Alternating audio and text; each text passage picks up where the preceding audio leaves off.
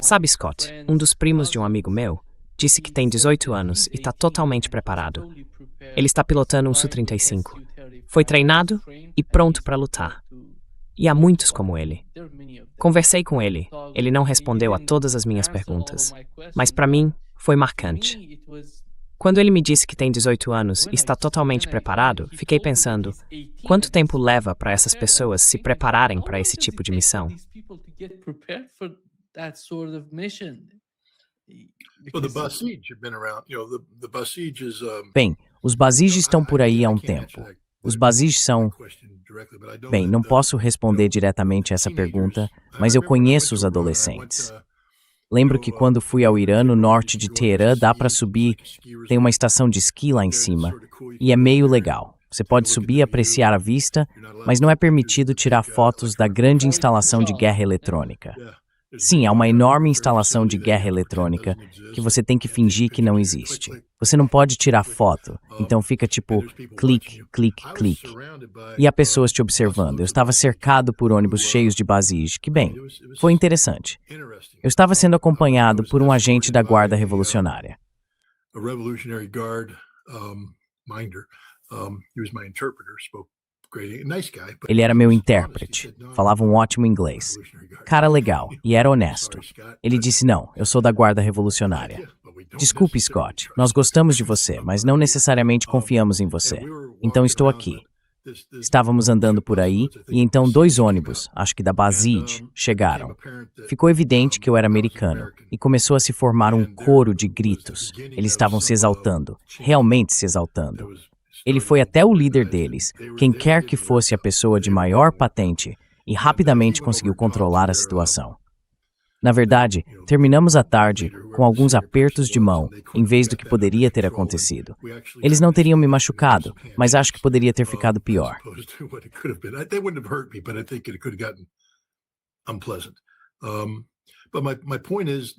Mas o meu ponto é que esses eram jovens, adolescentes, que estavam sendo imbuídos de um senso de patriotismo e fervor islâmico. É a República Islâmica. O Islã tem um papel. O Islã tem um papel. Então eles eram, sabe, fervorosos na religião, fervorosos no patriotismo. 18 anos. Você disse que ele seria piloto de um Su-35? É jovem. Talvez ele tenha voado em simuladores, talvez tenha feito algo, não sei. Mas sabe, normalmente eu detesto impor o modelo ocidental, mas durante a Segunda Guerra Mundial, e até depois disso, poxa, até os anos 60, eu acho que podíamos ter sargentos pilotos ou algo assim na Força Aérea. Você podia se formar no ensino médio e ir para a escola de candidatos a cadete, ou para os cadetes da aeronáutica em San Antônio. Meu pai fez isso logo depois do ensino médio. Você passa pelo programa e pode voar. Você se torna piloto.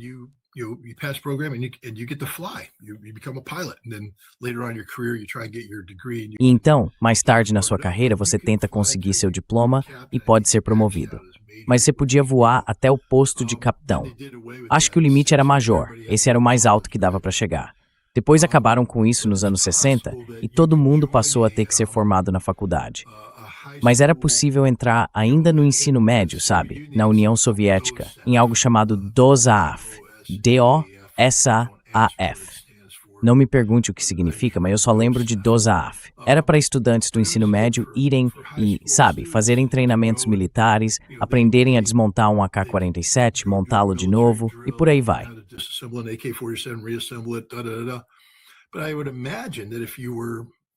Mas eu imagino que se você fosse tecnicamente habilidoso, sabe, poderia aprender sobre conjuntos de comunicação, aprender código Morse, como desmontar rádios e montá-los novamente. E sabe, isso foi nos anos 70 e 80, então talvez não naquela época. Mas hoje em dia, quero dizer, há simuladores de voo em todo lugar. Você poderia entrar em um ainda no ensino médio. Poderia se juntar a um clube de aviação, decolar em um pequeno Piper Cub, voar por aí, aprender o básico, depois pousar e entrar em um simulador de Su-35 para praticar missões. Então talvez fosse isso que ele quis dizer com aquilo. Mas para mim, o Su-35 é uma aeronave muito avançada, e ser um bom piloto não se resume apenas a simuladores.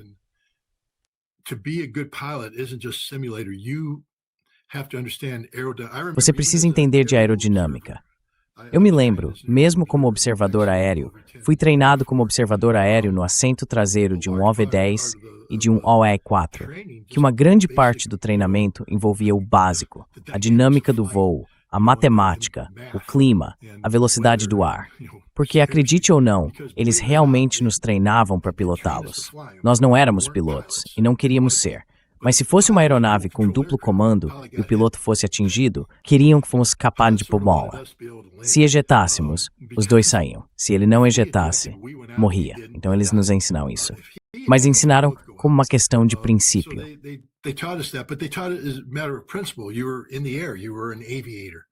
Você estava no ar. Você era um aviador. Então teve que aprender isso. E eu imagino que para pilotar um Su-35 seria necessário passar por um treinamento mais formal. Mas isso aponta para o fato de que os iranianos estão fazendo, acredito eu, algo como um treinamento do tipo GOSAF, preparação militar para seus estudantes do ensino médio, de modo que quando completam 18 anos já estejam prontos para se integrar. Porque será mais fácil para ele, digamos que queira ser piloto, se integrar agora. Ele já tem tempo de simulador, entende os fundamentos do voo, então está em melhor posição para ter sucesso no treinamento de voo. Preparação em um prazo mais curto, eu acho. Não sei, é tudo especulação da minha parte.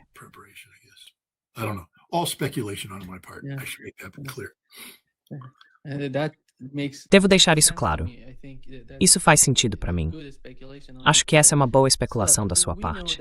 Scott, nós sabemos que Netanyahu não quer que o Irã seja visto como um país normal aos olhos dos Estados Unidos. Quando digo um país normal, quero dizer que não vejo razão para que os Estados Unidos e o Irã sejam inimigos. Isso não faz sentido para mim. A menos que você considere Israel como o principal formulador de políticas quando se trata do Oriente Médio. Você sabe, é Israel quem decide qual será a política dos Estados Unidos no Oriente Médio. É por isso que acho que Netanyahu está tentando fazer isso. Ele está certo, mas não apenas, quero dizer...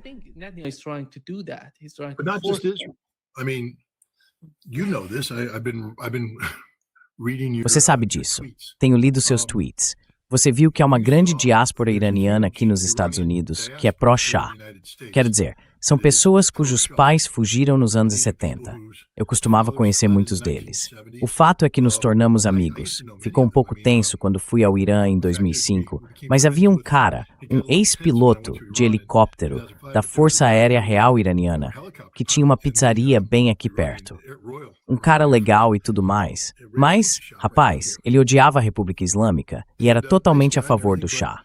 Mas quando você conversa com eles, porque eu voltei e disse, não é tão ruim quanto vocês dizem? Sabe, na verdade, as pessoas lá parecem gostar do governo. Ahmadinejad foi eleito, mas há muitas pessoas que são críticas a Ahmadinejad. Sabe, a liberdade de expressão é meio que uma coisa.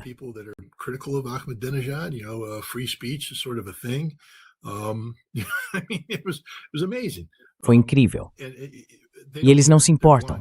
São cegos, têm poder político e foram fortalecidos pelos Estados Unidos. Quero dizer, basta olhar para Reza Shah, o filho do Shah. O homem não é ninguém, literalmente ninguém. Ele não tem viabilidade alguma dentro do Irã. Não tem poder político real aqui, além do nome. Nós lhe damos poder político ao fingir que ele poderia ser algo que nunca será, o líder do Irã. E isso molda toda a propaganda. Quero dizer, acabei de participar de um programa na Al Mayadeen ontem, e havia um professor, Robbins, acho que era o sobrenome dele. Fiquei surpreso, porque pensei, bem, ok, agora eles têm dois americanos que vão dizer coisas racionais.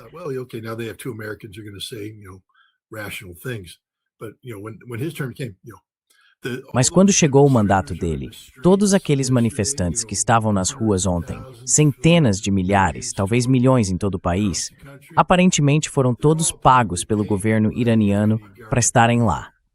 São manifestantes pagos, ou pagos para comparecer, ou indo porque têm medo das consequências.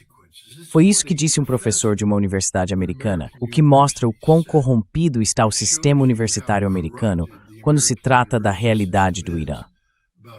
Como é possível conseguir alguém de verdade? Aqui nos Estados Unidos, você não teria permissão para ensinar sobre o Irã, porque no momento em que o contratassem, a universidade seria contatada por todos esses grupos, ameaçando reter fundos, já que eles construíram essa pequena aliança.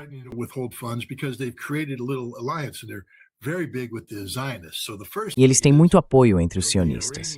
Então a primeira coisa é que você sabe, o grupo iraniano liga para você e depois os sionistas ligam para você. Os fundos são ameaçados e quando você percebe, sua cátedra é retirada. Só podemos trazer o Trita Parsi.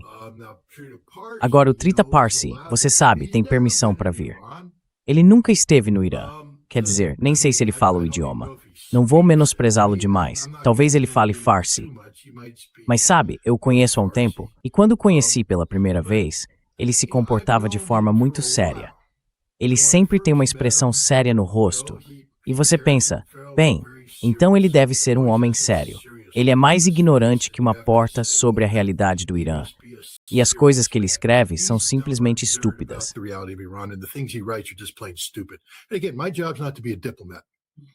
De novo, meu trabalho não é ser diplomata. Eu não preciso sentar em nenhum conselho com ele. Na verdade, preciso sim. Então talvez eu tenha que retratar isso, ou vão me mandar retratar. Você não pode chamar um membro do conselho de estúpido.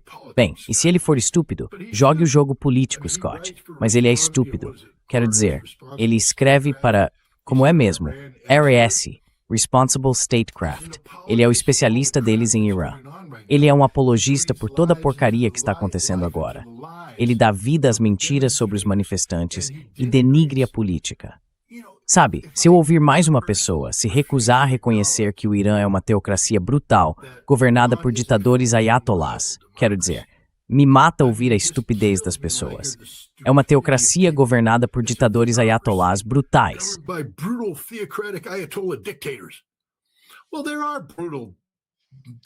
Bem, há ditadores brutais, quer dizer, não ditadores, mas ayatollahs. Não vou negar isso. Algumas pessoas nesse Ministério da Justiça que me incomodam, juízes carrascos, eles se agarram ao poder, e eu fico tipo, não pessoal, vocês não podem fazer isso. Mas o Irã está trabalhando nisso. Nas manifestações de ontem, em defesa do regime, havia mulheres lá fora sem hijabs, e elas não estavam sendo assediadas. Por quê? Porque o povo iraniano falou. O que acontece? Como você chama uma sociedade em que o povo fala e o governo ouve, e eles se expressam, digamos, por meio de eleições? É uma democracia. O Irã é uma democracia viável. O parlamento deles é eleito com base em princípios democráticos. O presidente é eleito democraticamente.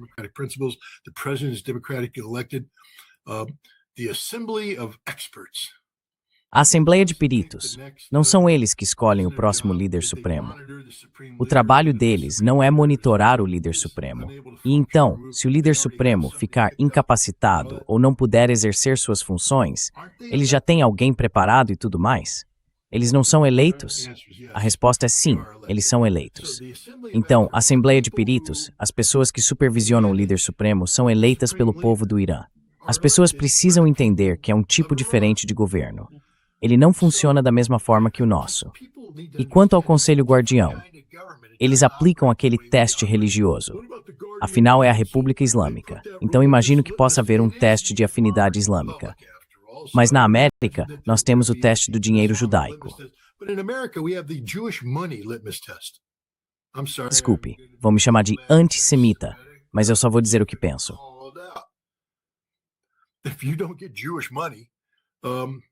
Se você recebe dinheiro judeu, está encrencado. Se não recebe dinheiro, também está encrencado. Mas se você está em Nova York, tem que ser dinheiro judeu. Flórida, dinheiro judeu. Pelo país afora, dinheiro judeu. Basta olhar para todo o dinheiro que a AIPAC financia. De novo, não sou anti-judeu. Só estou afirmando a realidade. Quando a AIPAC se gaba abertamente de gastar 100 milhões de dólares para comprar o Congresso dos Estados Unidos, isso é um teste de dinheiro judeu. E não me importa quem você seja. Se quiser concorrer ao Congresso, a menos que esteja num distrito muito especial, você precisa passar pelo dinheiro judeu. Eu precisei. Eu não queria concorrer ao Congresso, mas eu era... Ah, meu Deus, como se chamava o ex-quarterback do Buffalo Bills que foi secretário de habitação? Kemp.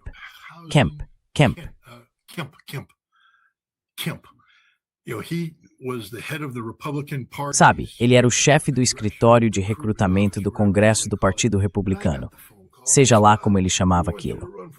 E eu recebi a ligação. Scott, queremos que você concorra ao Congresso. Eles me colocaram em Westchester, Nova York. Levaram-me a uma mansão e havia literalmente centenas de pessoas. Ele disse, todos estão aqui para assinar cheques. Eles estavam prontos para assinar cheques para me tornar o próximo membro do Congresso pelo estado de Nova York. E eu disse, mas vocês já têm o Gilman. Porque onde eu morava, havia um representante chamado Gilman. Ele era um cara muito conservador. Eu disse, vocês já têm o Gilman. Não vão substituir o Gilman por mim. Ah, não, Scott, eles disseram. Vamos te colocar em outro distrito.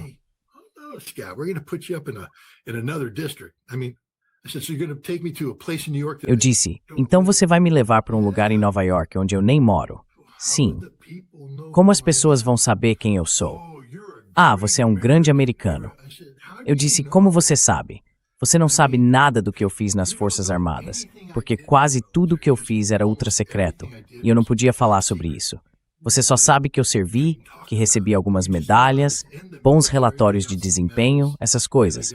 Mas você não sabe o que eu realmente fiz. Você não sabe nada sobre mim. Você nem sabe o que eu fiz no Iraque, porque naquela época ainda havia muita coisa sobre a qual eu não podia falar.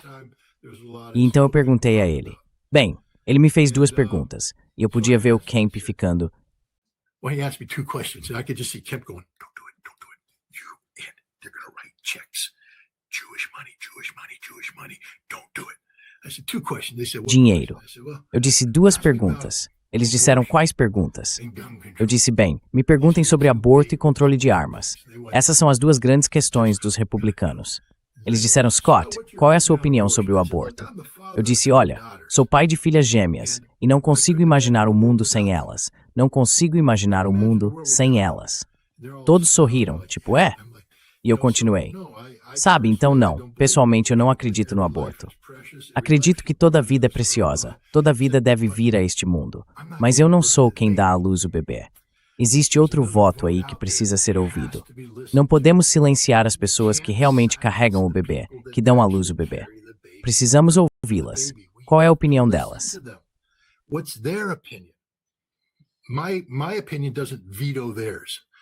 Minha opinião não veta a deles. Eles dizem, bem, o que você está dizendo?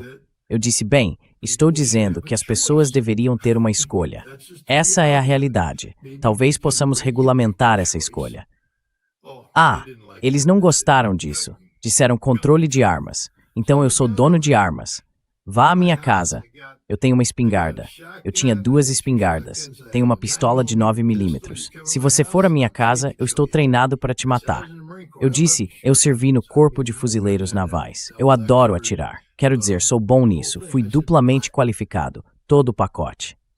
Eu disse, mas pense bem, essas são armas letais, e as pessoas deveriam ter certificação e treinamento para operá-las, como fazemos com carros. Quer dirigir um carro? Tire uma carteira. Qualifique-se.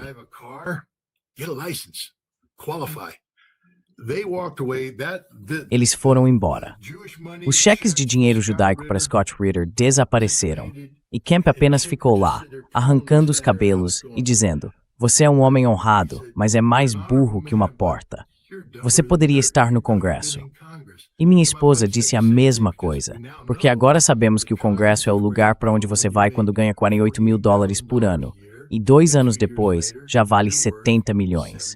Fique lá por 10 anos e pode valer 200 milhões. Então foi um dos piores erros que cometi na vida do ponto de vista dos negócios. Mas o meu ponto é sobre testes Pureza no Irã. Dinheiro. O dinheiro é um teste de pureza na América.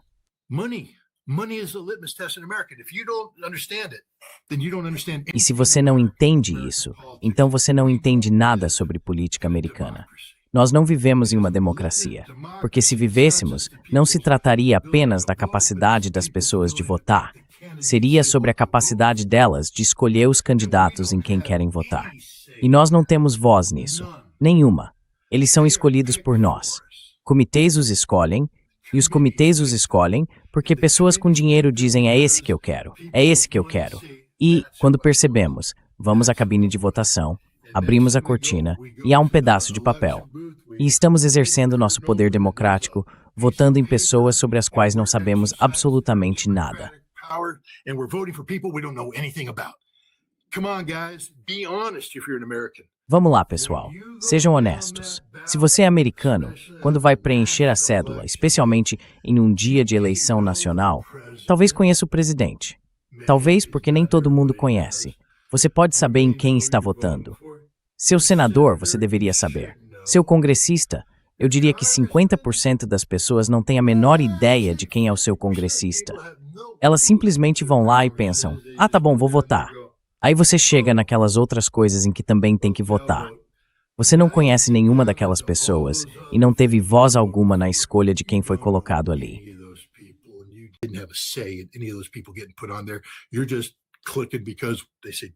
Você só está clicando porque está escrito democrata ou republicano, ou porque gosta do som do nome deles, ou porque eles são italianos e você é italiano, ou porque eles são alemães e você é alemão. Então pare com isso. Pare de apontar o dedo para o Irã. Os iranianos. Eu adoro o sistema nacional deles. Você tem um tempo limitado para concorrer, todo mundo tem o mesmo acesso à imprensa, todo mundo tem que participar dos mesmos debates e então o povo vota. Eu queria que fizéssemos isso aqui, em vez dessa coisa de 2 anos. Anunciar a candidatura, arrecadar dinheiro. Sabe, é tudo sobre dinheiro, dinheiro, dinheiro, dinheiro, dinheiro. Se você não tem dinheiro, não pode participar. Enfim, desculpe, me desviei um pouco do assunto. Scott, acho que muitos em nosso público estão interessados na sua avaliação sobre a fragilidade da situação no Oriente Médio. Aqui está o que Donald Trump disse na Fox News. Será que o Irã, com este regime atual, realmente se manteria firme? Eu não sei. Quer dizer, eu não sei.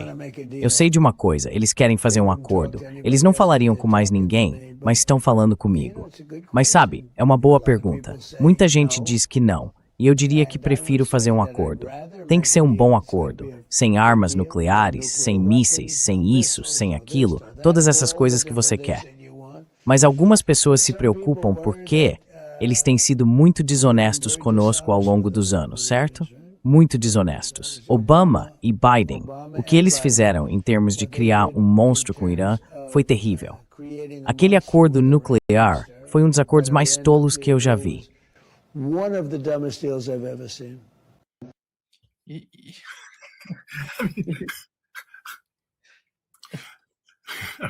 Quer dizer, você sabe, esse cara é divertido. Eu quero fazer um acordo. Assim que ele fala desse jeito, você sabe que eles não querem realmente fazer um acordo. Isso é só ele tentando parecer impressionante.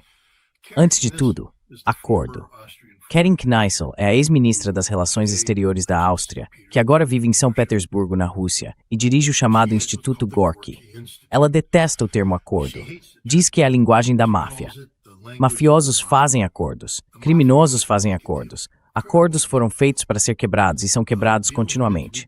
Cavalheiros firmam compromissos e nações firmam tratados. E Donald Trump não fala sobre compromissos ou tratados, apenas sobre um acordo. Eles querem fazer um acordo. Não, não querem. Eles só vão falar comigo. Donald, eles falam todo mundo.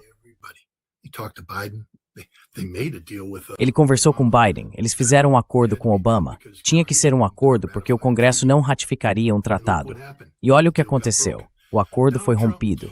Donald Trump não consegue manter um acordo porque é um acordo. Um acordo não é uma via de mão dupla, é uma via de mão única. Ouça Donald Trump. Sim, estou pronto para fazer um acordo, mas eles têm que cometer suicídio abrindo mão de seus mísseis. Eles têm que se castrar politicamente, dizendo que não são relevantes na região. Quero dizer, que estupidez. O Irã é o maior país da região, e você está dizendo que eles não podem projetar sua esfera de influência, sua esfera de interesse, que os únicos que podem fazer isso são Israel, essa pequena e patética faixa de terra. Eles são os únicos que podem projetar poder? Projetar? O Irã não pode? É estupidez. E então você sabe, energia nuclear. Eu te digo, Donald Trump é o Pearl Slangslutst.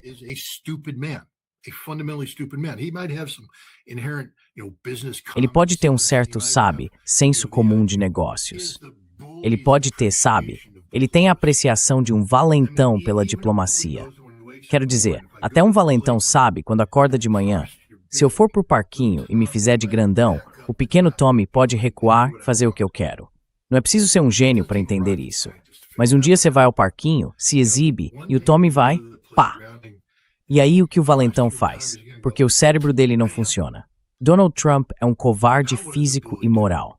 Só estou dizendo agora, um covarde físico e moral. Não conseguiria vencer uma briga de socos. Bem, antes de tudo, ele é velho demais para brigar.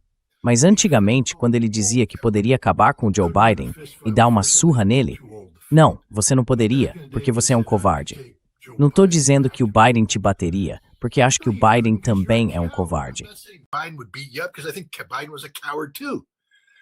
Mas a questão é que um dia você vai dizer algo. Não, mas... Na época em que eu costumava sair com o pessoal da Delta Force, aprendi uma coisa em um bar de motoqueiros. Fomos embora porque os motoqueiros estavam ficando barulhentos e agressivos, e eles estavam saindo. Eu disse, por que estamos indo embora?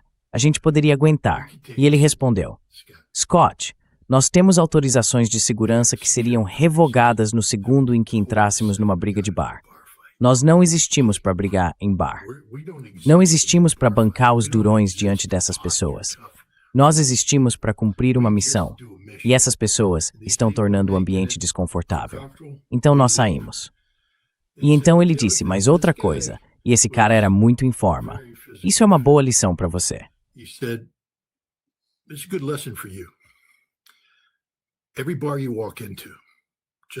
Em qualquer bar que você entrar, presuma que há pelo menos uma pessoa ali que pode acabar com você. E você não faz ideia de quem seja. Se você tratar todo mundo como se pudesse acabar com você, vai evitar se meter em muitos problemas. Donald Trump é um covarde. Ele não é muito inteligente. É um covarde físico, um covarde moral. Ele nunca fará a coisa certa.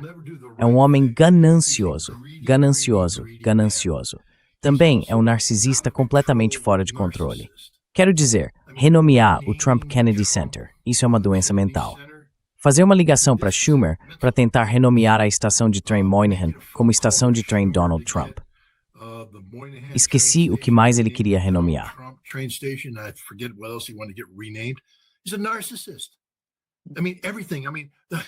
Ele é um narcisista. Quero dizer tudo. Se eu dissesse corredor de Zangezur para você, saberia o que é. Mas você o reconheceria como é mesmo que chamam? O Trump, TRPP, sei lá, plano de prosperidade ou algo assim. Por que o nome de Trump precisa estar nisso? Porque é só isso que ele sabe fazer. Ele é o valentão. Ele é o cara da marca.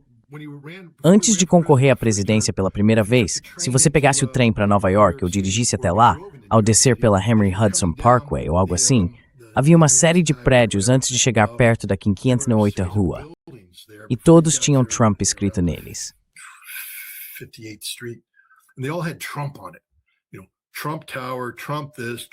Sabe? Trump Tower, Trump isso, Trump aquilo, Trump, Trump, Trump, Trump, Trump.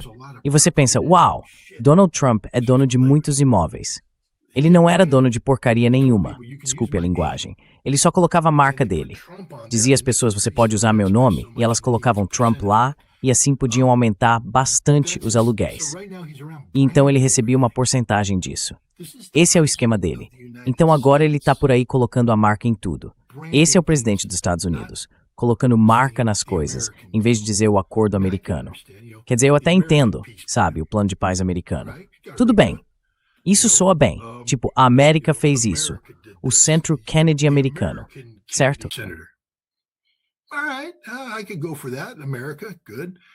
Eu aceitaria isso na América, claro. Mas ele não se importa com a América. Ele não se importa com a América. Ele se importa. Isso é um culto à personalidade. Literalmente, de todas as formas possíveis, um culto à personalidade. Agora voltamos ao ponto de partida.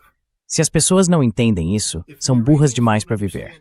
Se os iranianos não entendem que estão lidando com um ditador que age como um culto à personalidade, então não estão lidando com um presidente americano. Nenhum presidente americano age assim. Nenhum presidente americano deveria agir assim. E com sorte, depois do fim desse desastre, se conseguirmos sobreviver, nenhum presidente americano agirá assim.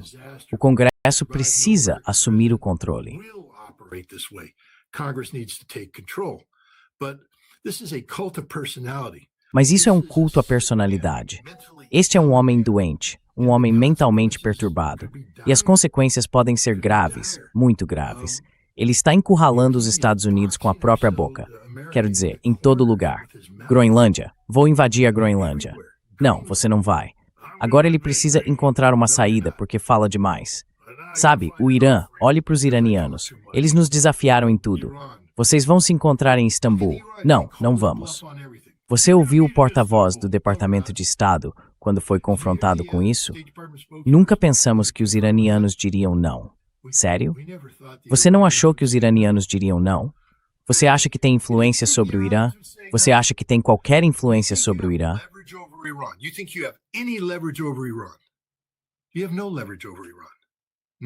Você não tem nenhuma influência sobre o Irã. Nenhuma. A única influência que o Irã tem é a que exerce sobre si mesmo. A responsabilidade de um governo que se importa o suficiente com seu povo para tentar evitar uma guerra. Veja bem, os iranianos teriam todo o direito agora de tirar Israel da face da terra, alegando autodefesa preventiva. O artigo 51, a doutrina Caroline, o Irã, neste momento, poderia justificar e se safar disso, eliminar Israel porque Israel fez ameaças. O Irã poderia afundar o Abraham Lincoln e explodir todas as instalações americanas na região e dizer: temos esse direito, porque Trump está dizendo, vou atacar vocês, vou bombardear vocês, estou me preparando para bombardear vocês.